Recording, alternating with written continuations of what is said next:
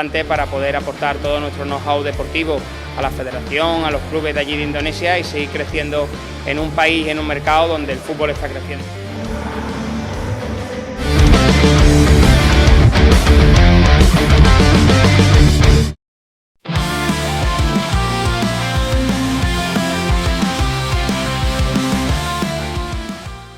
Bukan rahasia lagi kalau sekarang ini Timnas Indonesia memang sedang mendapatkan banyak sorotan dari berbagai penjuru dunia.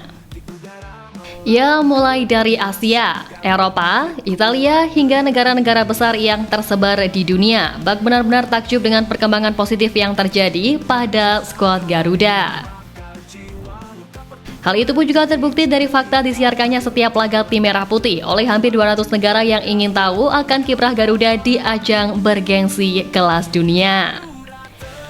Nah, keberhasilan Indonesia sampai di titik seperti sekarang ini tentu nggak datang begitu saja, di mana ada sebuah proses panjang yang dilakukan, terutama untuk menciptakan tim seperti ini dalam kurun waktu setahun, 2 tahun terakhir.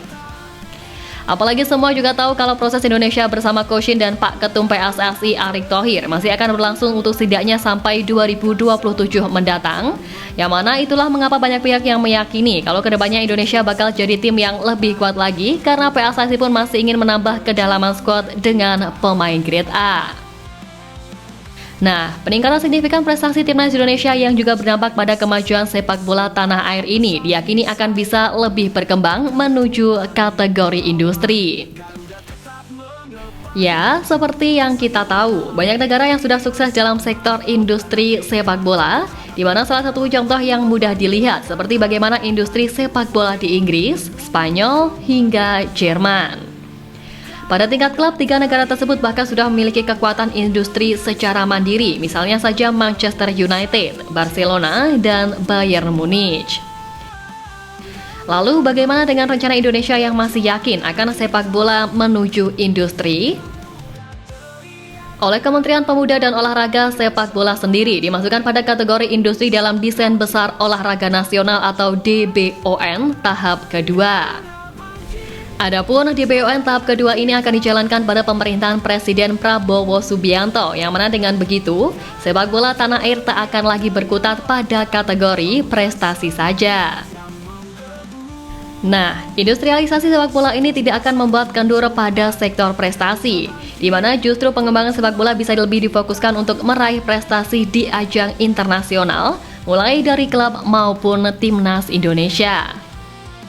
Dan yang lebih penting, sepak bola yang masuk sektor industri menjadikan pengembangan sepak bola sebagai industri yang mana stadion-stadion berstandar internasional di Indonesia akan dikelola dengan perspektif industri.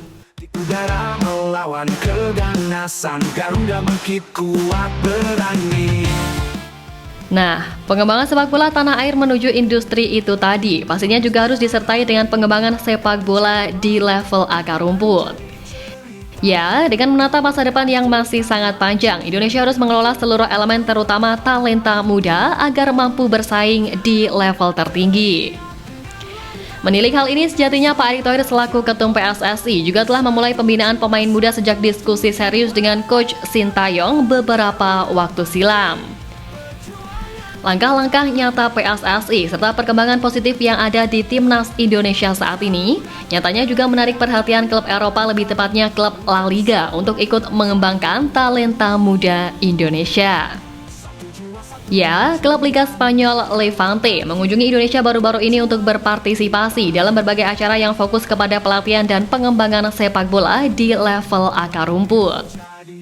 Levante membawa modal pelatihan berkualitas tinggi ke sepak bola Indonesia melalui program pengembangan yang akan memberikan pengalaman unik serta kesempatan berkembang kepada para pemain dan juga pelatih.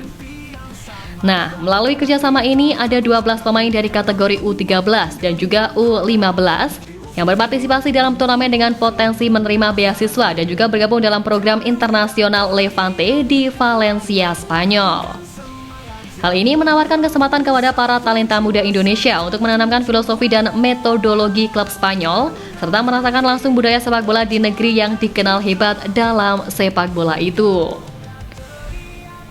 Nah, selama kunjungannya, Levante akan berbagi keahlian dan metodologi yang telah diakui secara global kepada pelatih, pemain, dan juga penggemar Indonesia, sekaligus memperkuat hubungan antar kedua negara melalui olahraga.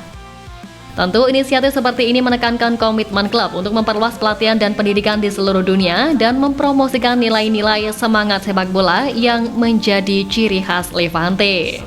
Satu tujuan, Garuda bangkit, perjuangan kita. Ya, adanya inisiatif positif yang diambil oleh klub sekelas La Liga ini tentu membuktikan kalau Indonesia memang udah dipandang sebagai tim yang patut untuk diperhitungkan di level dunia. Bahkan menurut kabar terbaru, salah satu bintang timnas Indonesia Miss Hilgers dikabarkan tengah menarik minat sejumlah tim Eropa karena tampil apik selama berseragam FC20. Dikutip dari data transfer market, bek berusia 23 tahun itu menarik perhatian raksasa Belanda PSV Eindhoven. Bahkan, selain PSV, pemain yang kelasnya dilabeli grade A itu juga dilirik oleh Bolonya yang bermain di Serie A dan juga dari tim elit La Liga, yakni Sevilla. Transfer market bahkan juga mencatatkan Cas Hilgers merapat ke Sevilla sampai menembus 50% di periode bursa transfer mendatang. Apalagi sikap Presiden Sevilla Jose Maria del Nido Carrasco menyedot banyak atensi ketika berada di Indonesia pada Agustus lalu, di mana kala itu Carrasco menegaskan siap membuka pintu kepada para pemain timnas Indonesia untuk bermain di Sevilla. Apalagi terlebih Sevilla dikenal sebagai salah satu klub La Liga yang punya tradisi kuat dalam mengembangkan pemain muda. Ya, tentu andai rumor ini terwujud, kepindahan Miss Hilgers ke satu di antara 3 klub tersebut akan berdampak besar bagi sang pemain, terutama dari segi jam terbang dan juga peningkatan karir. Ia bisa memperkuat dan bermain bersama pemain ternama ketika bergabung di satu antara ketiga tim tersebut. Ia bahkan juga berpeluang main di kompetisi bergengsi Eropa, yakni UEFA Champions League dan juga Europa League. Tentu menarik dinantikan apakah Miss Hilgers berhasil dibajak oleh salah satu di antara PSV Eindhoven, Bolonya, dan Sevilla FC di putaran kedua musim mendatang. Di udara melawan keganasan, Garuda bangkit kuat berani. Selain Miss Hilgers yang berpeluang untuk merapat ke Liga Raksasa Eropa, pemain lokal paling konsisten kepercayaan Sintayong yakni Rizky Ridho juga cukup berpeluang buat memulai karir abroadnya di liga terbaik dunia itu. Ya, sempat dikabarkan diminati oleh klub Liga Jepang FC Tokyo. Hal itu memantik berbagai respon dari publik tanah air, termasuk pengamat sepak bola nasional Muhammad Yusuf Kurniawan yang mengimbau agar bek timnas Indonesia itu lebih bijak memilih klub jika ingin berkarir di luar negeri. Menurut Pak Yuke, bagi pemain muda seperti Ridho, mendapat menit bermain adalah hal yang sangat penting. Jangan sampai keinginan untuk bermain di luar negeri malah mengurangi kesempatannya dalam mengasah bakat. Mungkin kompetisi di ASEAN utamanya Thailand dan 2 negara Asia Timur yakni Jepang dan Korea Selatan bisa menjadi tujuan. Namun Ridho tak perlu buru-buru langsung untuk membidik klub kasta tertinggi sebab bermain di kasta kedua akan lebih baik asal bisa mendapatkan jaminan menit bermain. Ya, dengan mendapatkan menit bermain, kualitas pemain Persija Jakarta ini jelas akan semakin terasa juga. Apalagi jika tampil impresif, bukan tak mungkin klub kasta yang lebih tinggi akan menyatakan minat, termasuk klub-klub Liga Eropa di luar sana.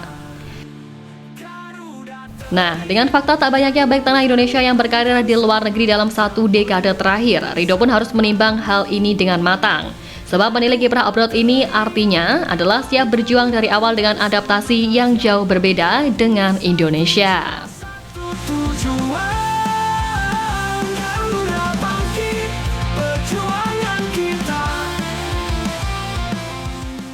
Adanya peluang besar Rizky Ridho untuk bermain di luar negeri dengan kualitas yang ini juga mulai membuktikan perkataan dari Coach Justin yang sempat secara terang-terangan mengingatkan sang pemain untuk segera abroad. Ya, dalam salah satu podcast, Coach Justin dengan tegas menyatakan bahwa pemain seperti Rizky Ridho sebaiknya tidak perlu bertahan di Liga 1. Coach Justin juga menilai kalau Rizky Ridho sudah punya kemampuan yang baik dan dapat dikatakan layak untuk bermain di luar negeri.